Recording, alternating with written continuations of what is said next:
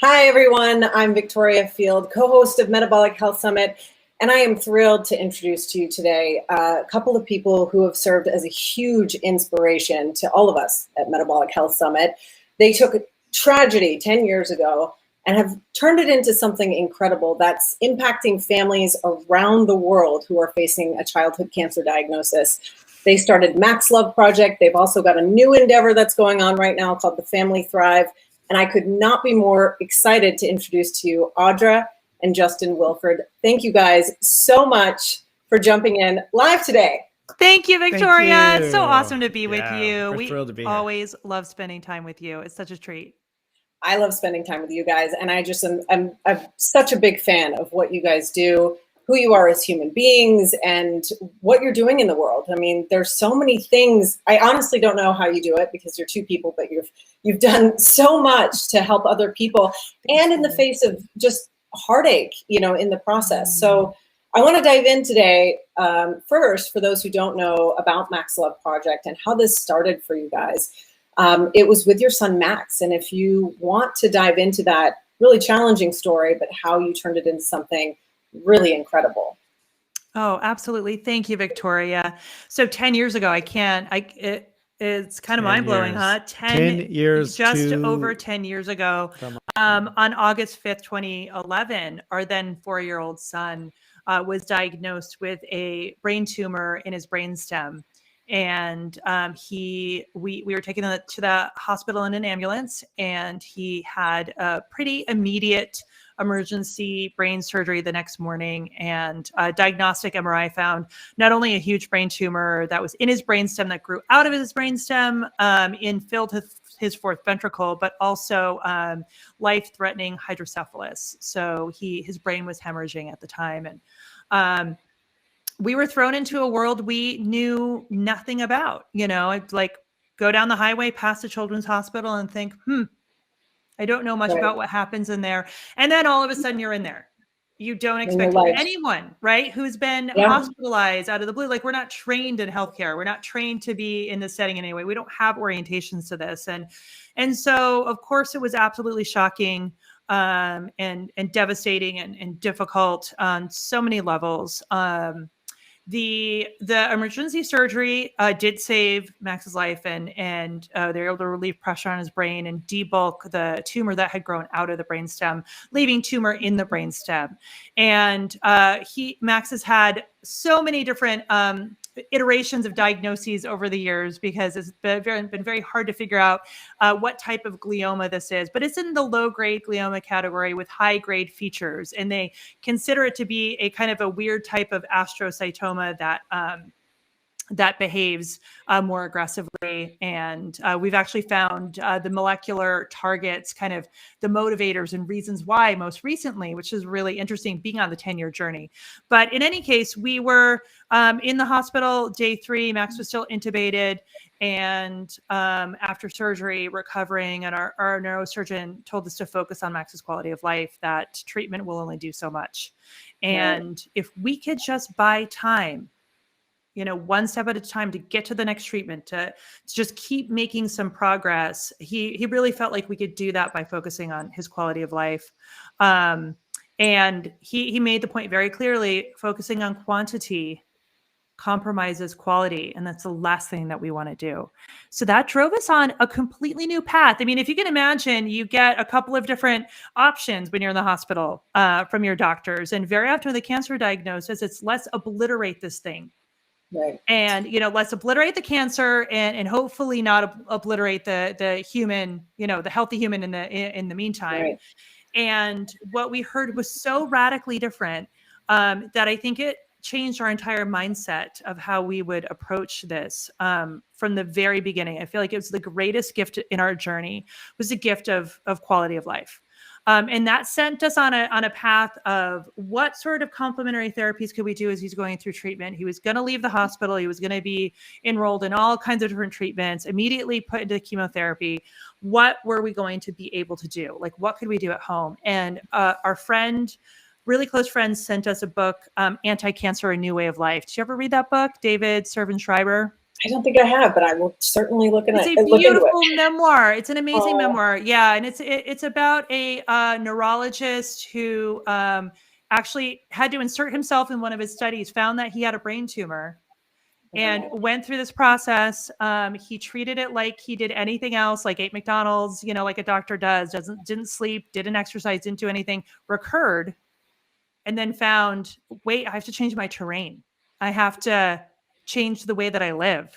Yeah. And he bought 20 more years of life out of that, and so that was the foundation of MaxLove Project. MaxLove Project was born there. And I think one thing for both Justin and I going through this is that we really felt, maybe because we're educators, we really felt like we weren't going to just let this like tragic incident challenge in our lives sit with us, that there was something that we were compelled, if we were going to learn, we were going to share it.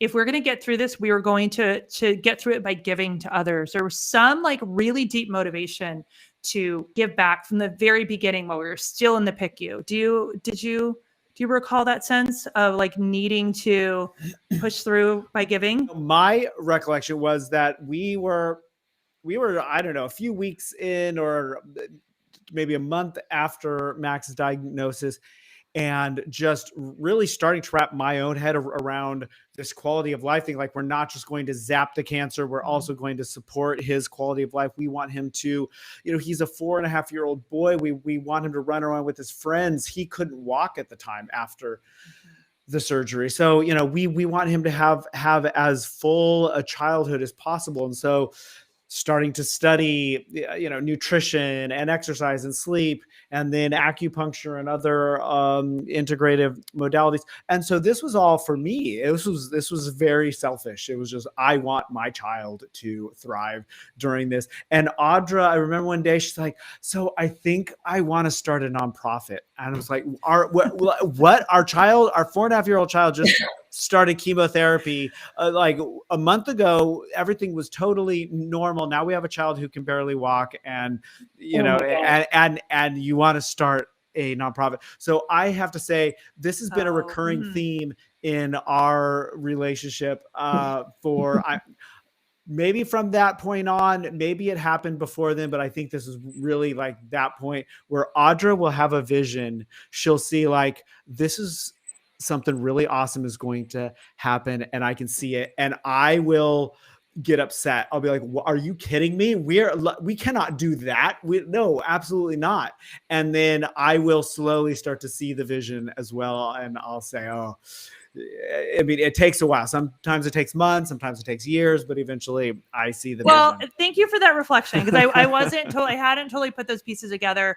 I think for me, I felt the deep need to make cancer give. I also felt the need to connect with others. And when you're thrown into this system, and especially 10 years ago, all I wanted was to meet some other moms going through what we were going through. Yeah. And the hospital couldn't connect us, HIPAA violations and all of that. And it was like, I just need to have a lifeline here. I just need to find a way through this. And I remember feeling like, I don't want anyone else on this journey to start on any stepping stones further behind us. Like, I want us to be able to like skip stones ahead. And I know this is something that you and I have shared too about Victoria, like just getting to know metabolic therapies and the ketogenic diet and the work that you've done in cancer as well. You want to escalate, in a sense. You want to like be able to accelerate people's learning and access all of these things. I remember being in the hospital too with Max, and a family next to us was on the phone, like on a translator telephone with our doctors. And I was like, there's no way their kid has access to what my kid has access to. Right. It's just not right. Like we have to universally provide these resources to families. Like, every single kid deserves these tools to be able to thrive.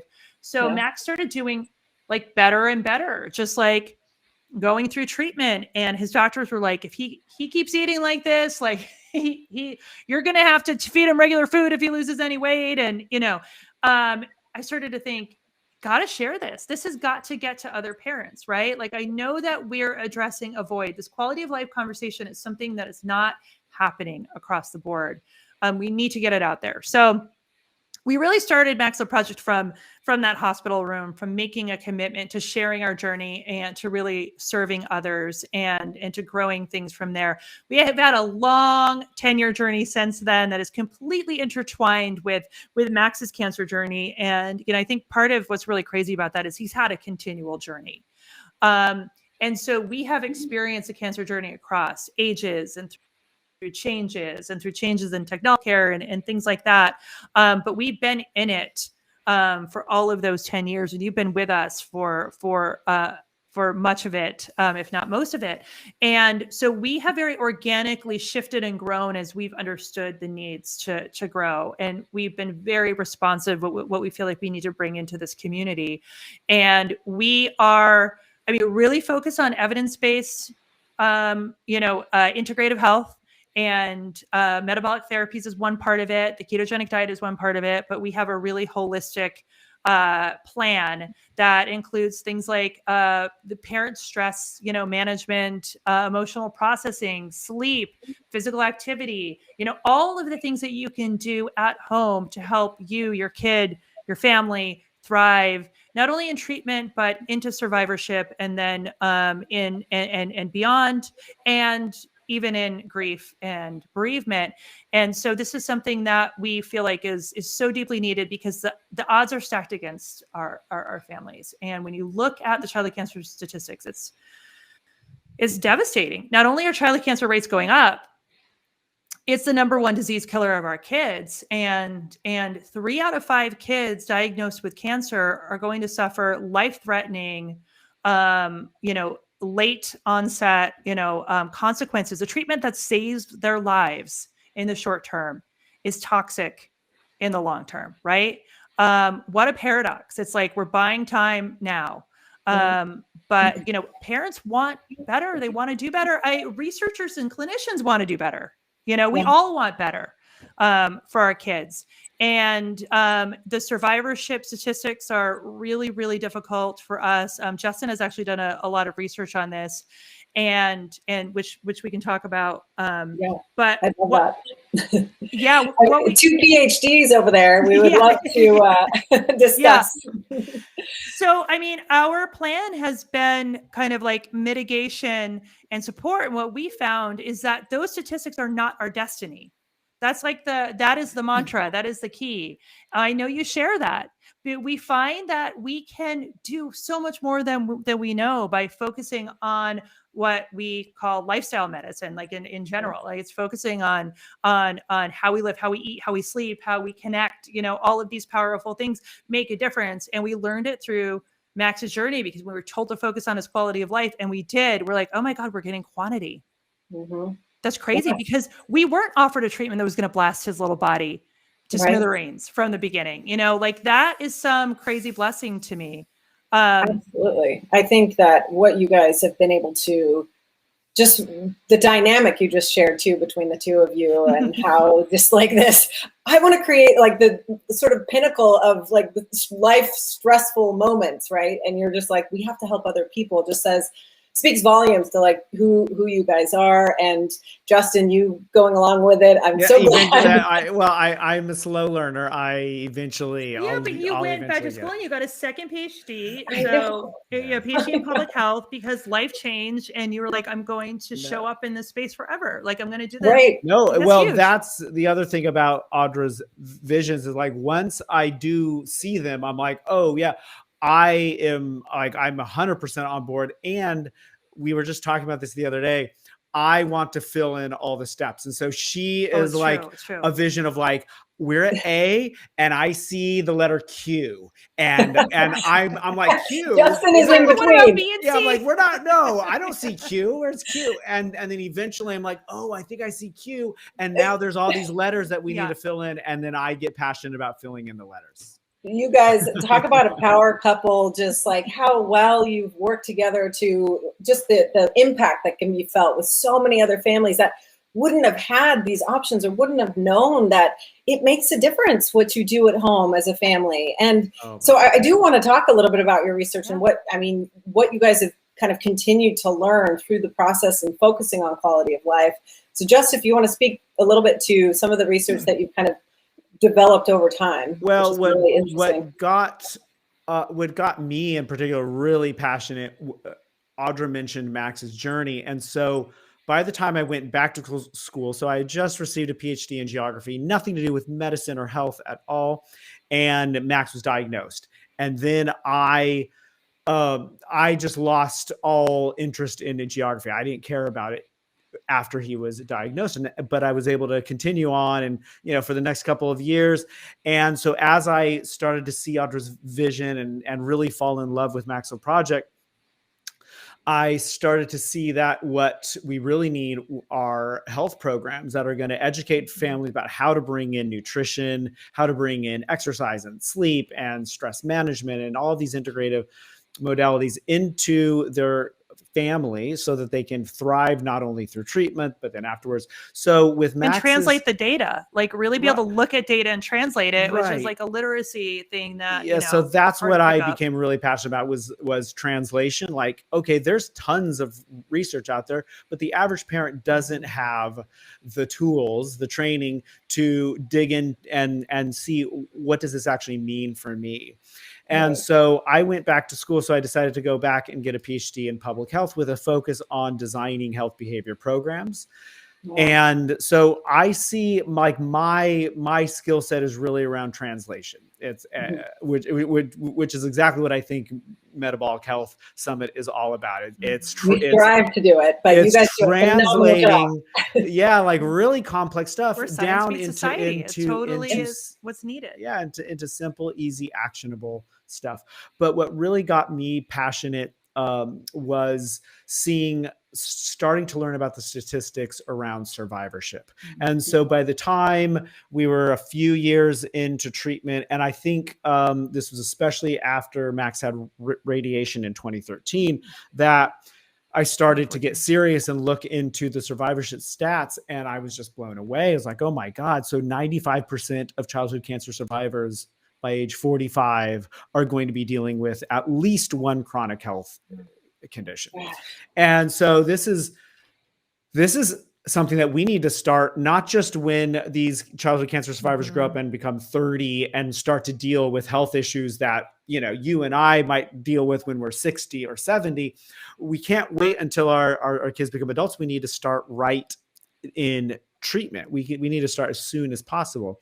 And so that's what really got me passionate about learning how to design and evaluate health behavior programs.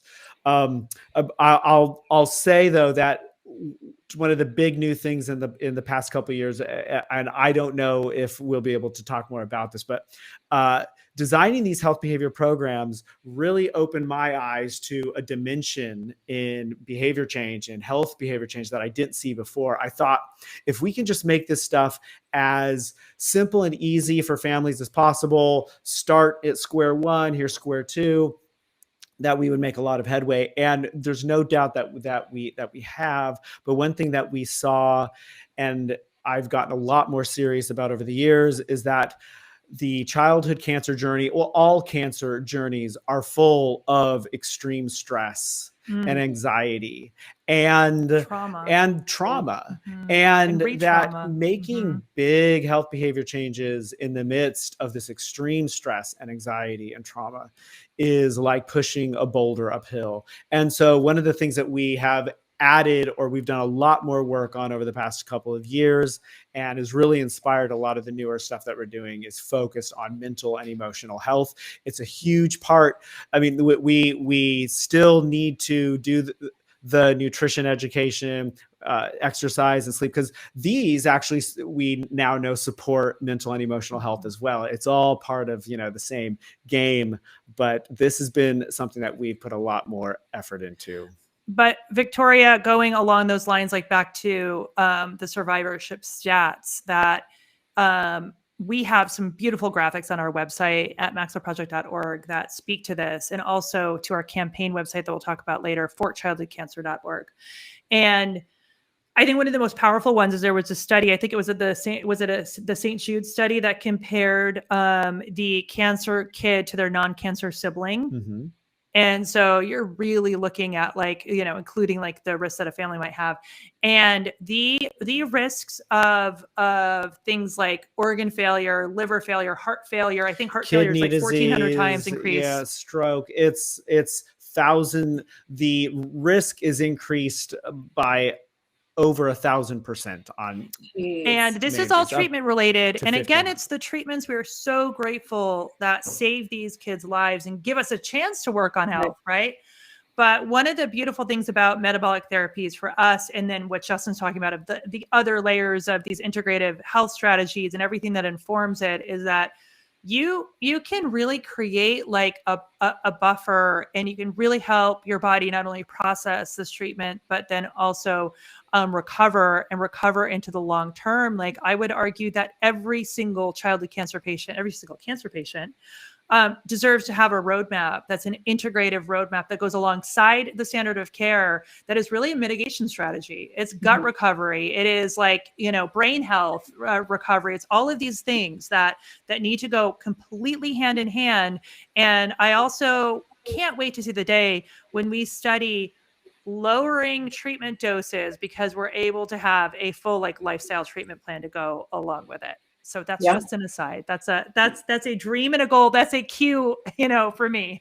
Absolutely. I mean, you look at something like metabolic therapies, and what some of the science shows us is that it may actually improve the efficacy of some of these treatments as well. So it's really exciting to see physicians are starting to become sort of more on board and looking into even things like metabolically supported chemotherapy, and how can that help not just like the person in terms of quality of life, but what does that mean for treatment itself and how it's able to, you know, attack something like cancer. So my gosh. Yeah, we're huge, and we have always been huge proponents of this approach of let's bring it all in, like everything that we can do. And one of the things that we do at MaxLove Project is we talk a lot to parents about how to think about this, but then also how to talk about this to their oncology team, because a lot of oncology teams are going to be very resistant, because what they might hear or what they might actually be hearing from parents is, no, we don't want the conventional treatment. We want to do this other stuff. And so we talk about, hey, we need to come in and bring everything. How do you together. lower the red flags? And we've talked a lot about this before, Victoria, too. And it just brought an awareness to me of like, I think I'm with you. Like one of our rallying cries has been like, look at the data on like, and the potential for treatment efficacy. It's totally, totally there.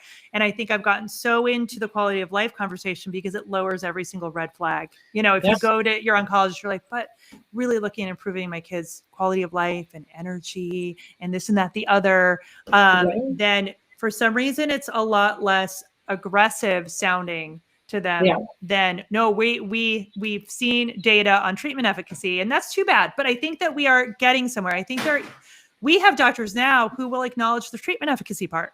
Right. And absolutely. that's a huge change.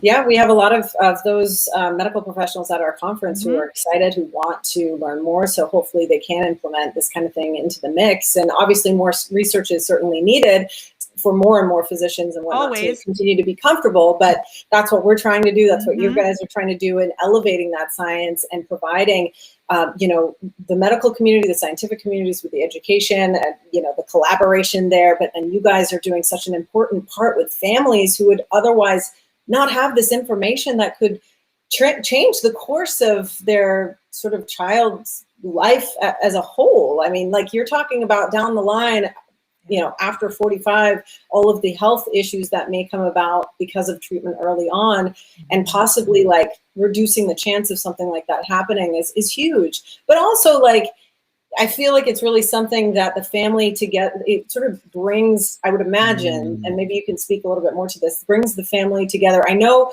when you're talking about how, I can't even imagine how much emotional stress you're going through just with this diagnosis alone.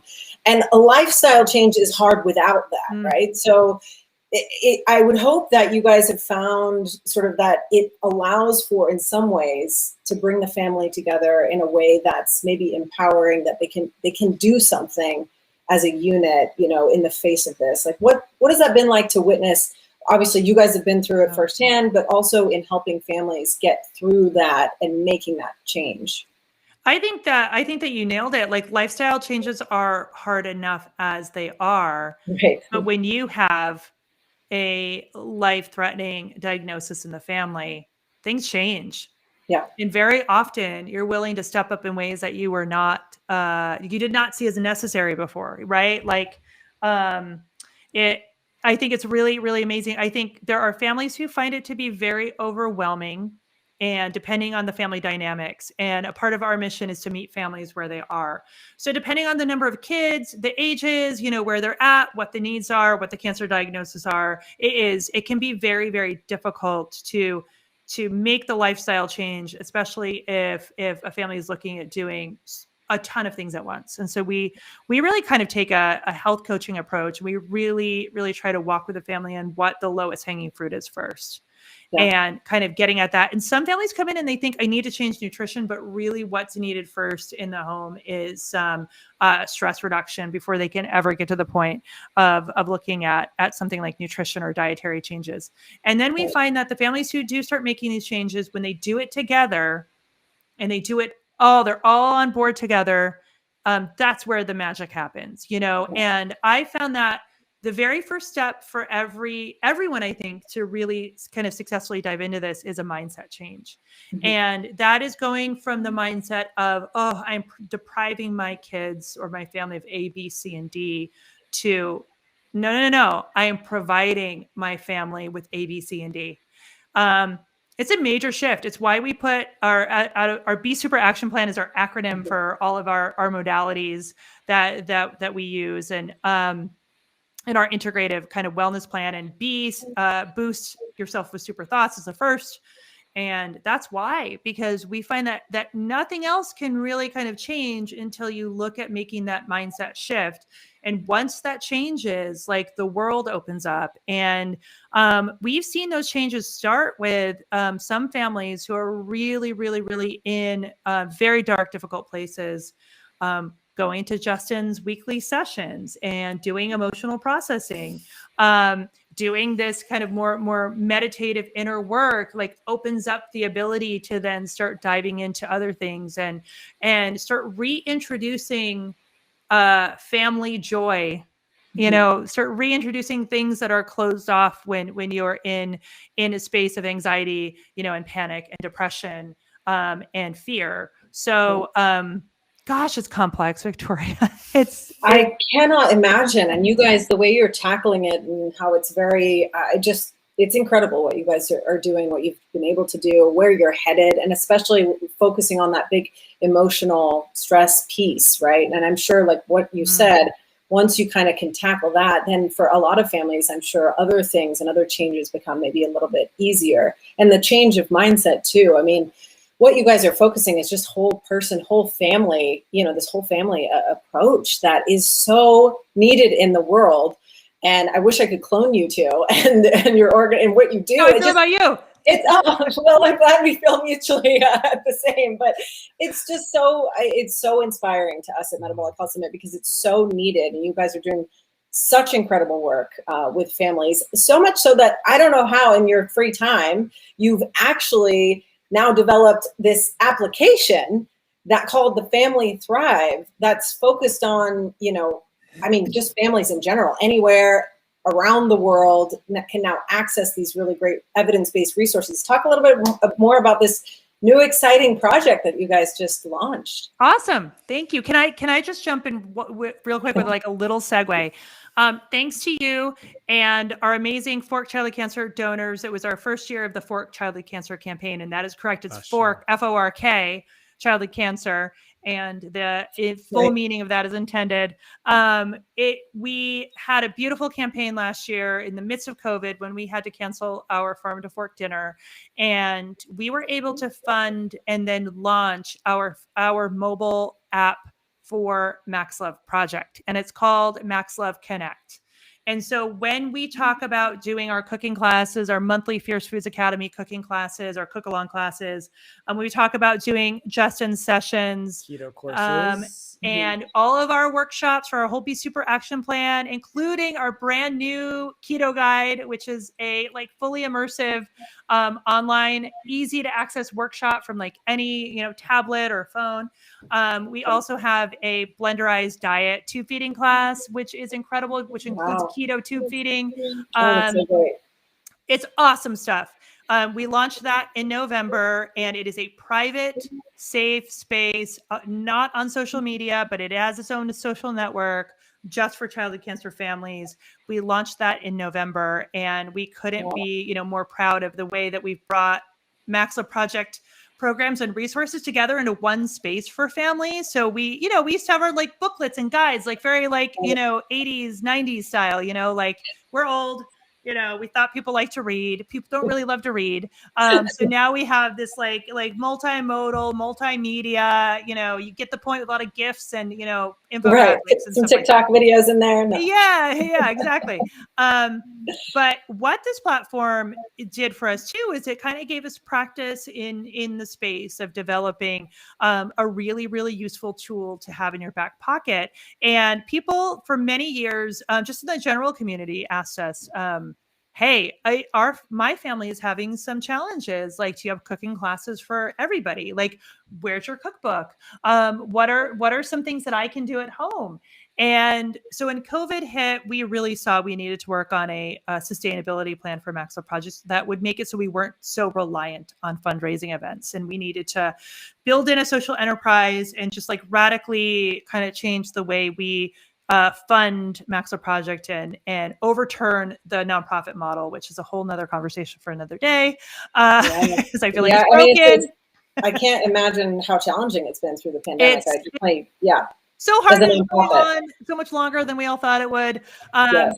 So in any case, we were working on all of these cool programs. We have a culinary medicine program where we're doing like therapeutic, beautiful culinary medicine in children's hospitals. We're testing out our recipes. We were building a cookbook for MaxLove Project. COVID hit. And I was like, we cannot just let all of this beautiful work sit there and not be used. And that kind of coincided with this funding thing. We're like, let's start a social enterprise. A totally separate entity from MaxLove Project. Let's start a business, and it's going to be MaxLove Project, but for all families. Because the odds that childhood cancer families face in their family's lifespan, in their child's lifespan, the odds that we face that all too well because of everything that MHS is centered around, the odds that are stacked against us by kind of modern lifestyle, way of living, food access, all kinds of things like that, every family's facing. Yeah.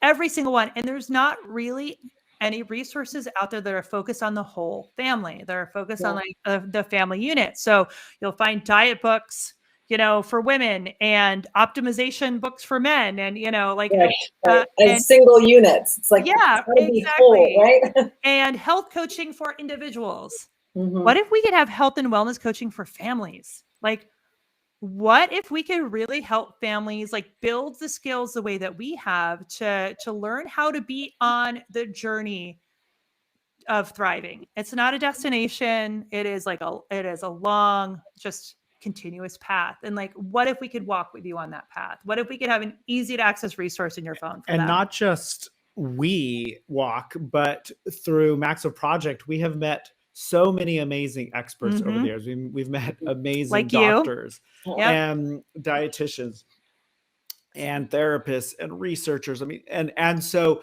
the Family Thrive is really our way of saying, hey, we've got this amazing crew of health experts, and we can bring all of this to the average family.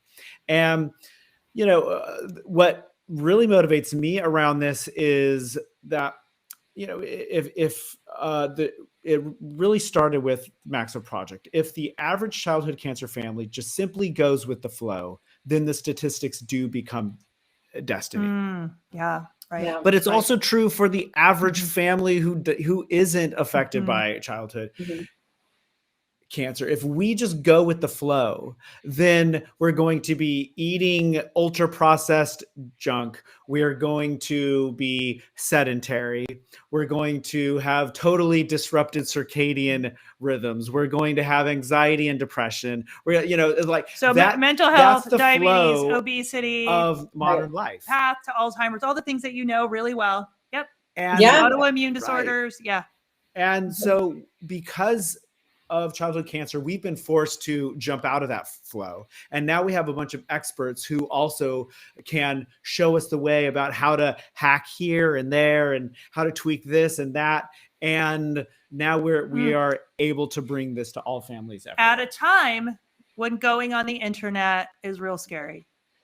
Yeah, when it's needed most, really. I mean, this information is desperately needed right now. And I think people want to sort of take charge of their health. They want to do what they can, right? In these times. I mean, that's the one thing that we kind of have control over right now, is how we respond to what's happening and how we take care of ourselves in the process. And you guys are providing that critically important information at a time when families could not be needed more, really. So I applaud you guys for, I mean, I don't know how you have the time to be able to do it all, where you've got like sort of this incredible nonprofit childhood cancer piece, but now you're trying to make this accessible for all families, especially right now with everything that's kind of going on and the challenges that I can only imagine that you guys are facing. It's just incredible. And that's why as an organization, as Metabolic Health Summit, we will continue to support what you guys are doing in the world, because it's so important we feel the same way about you.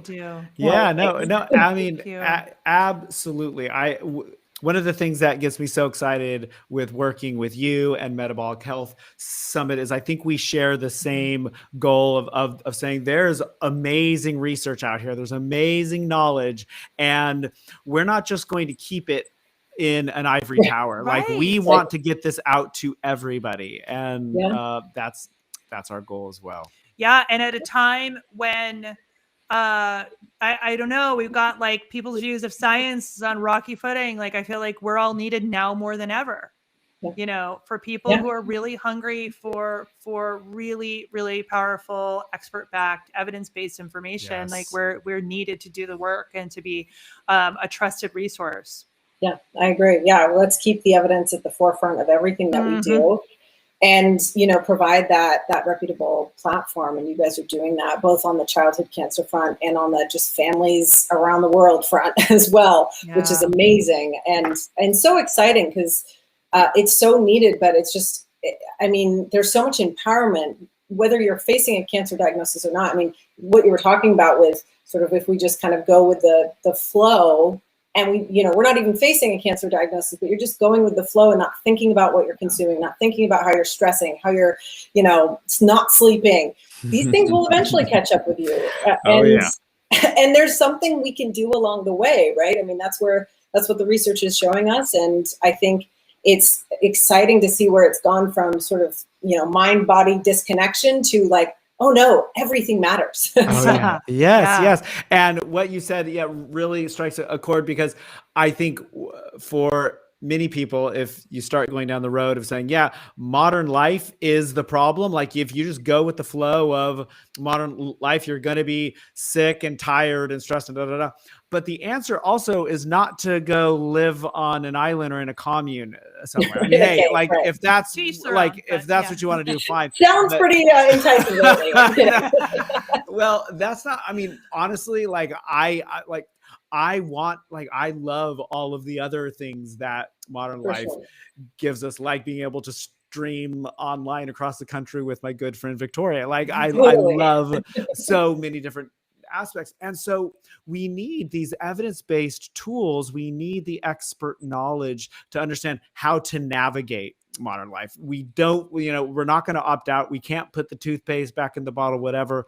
We have to learn how to hack it. We have to learn how to sleep better, eat better, communicate better, and the research is out there. Like there's so much research. It's all out there. And yes, for all of the academics, we still need more research, but there's so much out there. And so it's up to you and I to, get all that stuff into a form that the average person can easily put into action. That's what we're up to. Yeah. I couldn't support that anymore. I think, we're on the same page. We've been on the same page for a very long time. And it's exciting it's overwhelming to see the work that needs to be done, but it's such an exciting time. And honestly, whenever I talk to you guys, it makes my heart want to explode because I get so excited just because of how passionate you guys are, just what you're doing. And it sort of like recharges our mission. And that's why I say you guys are a huge inspiration to us. So thank you guys for what you're doing. And I know you guys have a huge event coming up, Farm to Fork, which is one of my favorites ever. And how can people support that event and your Fork Childhood Cancer campaign as well? Thank you, Victoria. And we are definitely going to miss seeing you this year, maybe next year. Maybe we can bring one to where you are one day. Oh, I'd love that. Yeah, so fun. Yes. So Farm to Fork is almost sold out. It is mlpfarmdinner.org. If anyone is in Orange County, it does take place in the middle of a working farm off of the 405, Tanaka Farms. Beautiful. It's an amazing event. We're so excited. This is going to be an incredible year. We're celebrating our 10th anniversary this year. So amazing. Congratulations. Thank you. It's going to be a big event for us on September 25th.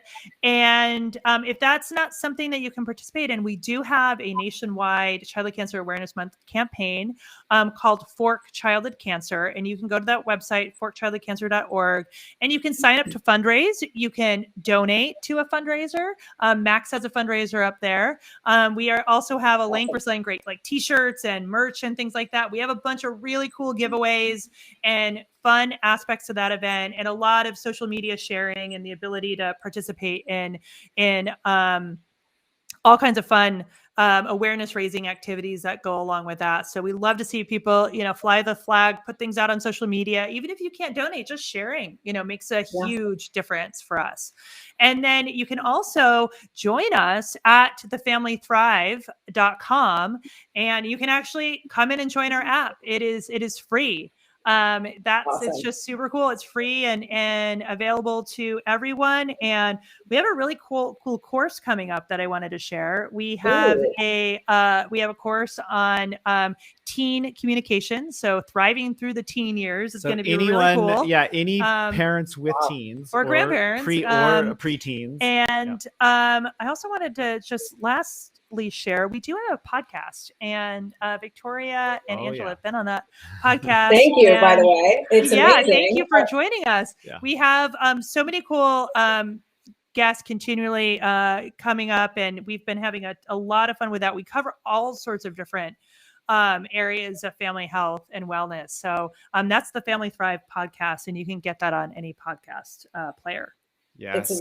It's really great. Sorry, go ahead. Oh, I just want to double click on the Family Thrive podcast. We've had Victoria and Angela on and we have a bunch of amazing podcasts with people like Dr. Colin Champ, and we have researchers and therapists, and it is a really fantastic podcast for anybody who cares about family health. But I did just want to also double click on the Fork Childhood Cancer campaign. Audra, do you want to talk a little bit about what we're funding with this campaign? So we have some amazing resources that we want to add to the app, and then we also have some. Yeah, so we're going to be bringing in some really cool mentoring components into the app. We've had a Mama Mentor program in the past, like a peer navigator program that we're bringing back online that we're really, really excited about. We are going to be funding. We have a really great location, our Farm and Food Lab location in Irvine. We want to bring one out here to Savannah, Georgia as well to offer our cooking classes. We're funding our culinary medicine collaborative in children's hospitals. And we are also really trying to survive COVID. And so we're actually supporting our foundational programs and services, just surviving COVID. But we are going to be bringing back resource kits for families. So I'm super excited. We're going to have a resource kit that matches our app. It's going to have like a cool like book kind of like diary planner in it that goes along with. So every time a family joins the app, they're also going to get this resource kit from us. So we have a lot of really cool things coming. Did I miss anything? No, but yeah, I'm most excited about building on MaxLove Connect. Like this app that we were able to fund in last year's For Childhood Cancer campaign, this year, the For Childhood Cancer campaign, the thing that I'm most excited about is funding a lot of amazing resources in this app. And this is free for childhood cancer families. So and only childhood cancer families. Well, pediatric rare disease, like the related rare disease populations. I just want to put that out there. Like any family looking for community, looking for integrative health, looking for really great health coaching, wellness support, like please join us, MaxLoveProject.org. And we will love to get you signed up and supported in MaxLove Connect. That's amazing. I mean, there's so many ways to support. There's so many ways, so many resources you guys are offering, and there couldn't be a more important time than now to support what you guys are doing, especially with COVID and how that's affected like the kind of care that, you know, some of these families are getting and the resources and the intensity of stress, and just there's so much going on. It's so complex. You know, as we've talked about, that's what's happening. It couldn't be more important to support what you guys are doing. So if you've not checked out the MaxLove Project website, please, I will put in the description all of the websites, all of the places that you can find these guys, because what they're doing in both childhood cancer and beyond is so important. And we honestly, I've said it before, we couldn't be more proud to be, you know, supportive of what you guys do. If you go to our gala dinner at Metabolic Health Summit, which is coming up in 2022, the tickets go to support MaxLove Project, because we so deeply believe in what you guys are doing and what the Charlie Foundation is doing as well. I mean, they're amazing. You guys are just incredible human beings to do what you've done, and to be able to turn what you have into something that's just this ripple effect that's can be felt through, you know, families around the world, really. So we're so grateful. Thank you so much. Victoria. We're so grateful to you always for your support, your friendship, your companionship, you know, like just, I feel like we're arm in arm climbing this mountain together. Yep, let's keep on trucking. Yep. Awesome. Well, thank you guys so much for joining me. This is such a fun chat as always, and just so inspiring. I feel like I could go for a run after this, and I haven't ran in a long time. So thank you for that thank you, Victoria. And yeah, I'm excited to keep the conversation going, and see you guys hopefully again very soon. Hopefully, maybe next time in person. That'd be awesome. Beautiful, beautiful. Thank you, Victoria. Right. Thanks, guys. See you soon. Thank you.